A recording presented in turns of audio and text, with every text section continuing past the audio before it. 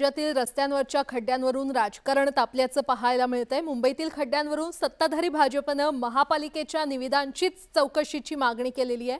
तर आदित्य ठाकरेंनी ही सरकारची लाडका कॉन्ट्रॅक्टर योजना असल्याचा टोला लगावलेला आहे।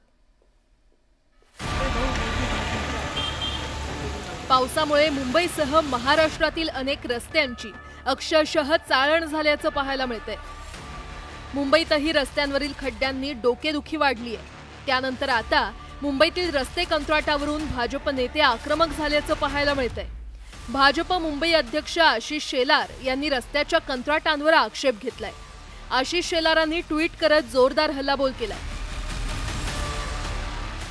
25 वर्षांपासून खराब रस्ते करणाऱ्या कंत्राटदार लॉबीमुळे मुंबईकर त्रस्त आहेत। धक्कादायक बाब म्हणजे मुंबई महापालिका 1866 कोटी रुपयांचे रस्ते काँक्रिटीकरणाचे कंत्राट पुन्हा एका गुन्हेगार आणि काळ्या यादीतील आरपीएस इन्फ्रा प्रोजेक्टला देते। याला मी विरोध करतो। आता शेलारांनी आरोप केल्यानंतर भाजप नेते मोहित कंबोज यांनीही टीका केली आहे। गेल्या 5 वर्षातील मुंबई महापालिकेच्या सर्व निविदांची चौकशी करण्याची मागणी कंबोज यांनी मुख्यमंत्री एकनाथ शिंदेंकडे केली आहे।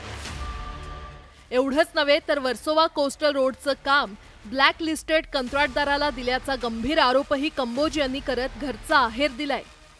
इन लोग को जो काम दिए गए हैं क्यों एक काम के ऊपर आकर टिप्पणी की गई। पिछले 2 वर्षों या 3 वर्षों में 4 वर्षों में इन सब कामों पे जो आज इतना कोस्टल का काम है, चाहे उसके लिए कंडीशन रिलैक्स जीएचवी के लिए की हो, एआईसी के लिए की हो या अलग अलग ऐसे कंपनियों के खिलाफ जो फेवरिज्म किया गया है, तो ये पूरे एक पुरावे मैंने आशीष जी को भेजे हैं आज ही मॉर्निंग में। और मेरा दरख्वास्त रहेगी क्योंकि आशीष जी इसको विषय को बहुत ही गहराई से ले। मोहित कंबोज आणि भाजपनेही आता महापालिकेच्या रस्ते कंत्राटांवर आक्षेप घेतल्यानंतर महाविकास आघाडी आणि त्यातही ठाकरेंच्या शिवसेनेला टीकेची आयती संधी मिळाली आहे।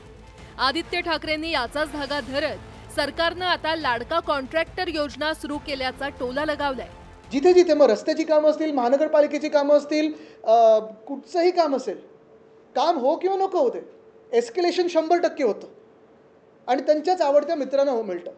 जसं नावडता महाराष्ट्र हे केंद्र सरकारच्या बजेटमध्ये होतं, तसं एक लाडका कॉन्ट्रॅक्टर हे स्कीम आता आपण पाहतोय गेले 2 वर्ष सुरू आहे। ही महाराष्ट्राची लूट चाललेली आहे आणि मी तुम्हाला शब्द देतोय की येणारं सरकार आमचं आहे, महाविकास आघाडीचं आहे आणि आमचं सरकार आल्यानंतर हे सगळे भ्रष्ट कॉन्ट्रॅक्टर असतील, सगळे अधिकारी असतील, कोणी मंत्री असेल, त्यांना आम्ही जेलमध्ये टाकल्याशिवाय राहणार नाही। शेलार आणि कंबोज यांनी रस्ते कंत्राटावरून केलेली टीका, त्यावरून आदित्य ठाकरेंनी साधलेला निशाणा, यामुळे सत्ताधाऱ्यांची कोंडी झाल्याचं दिसतंय।